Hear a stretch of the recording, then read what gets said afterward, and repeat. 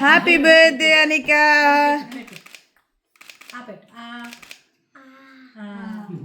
Happy birthday అక్క వదిన.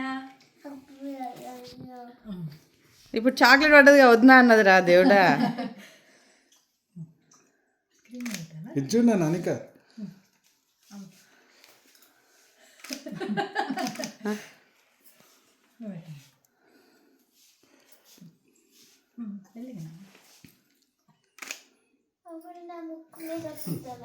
వేరేది పెట్టండి.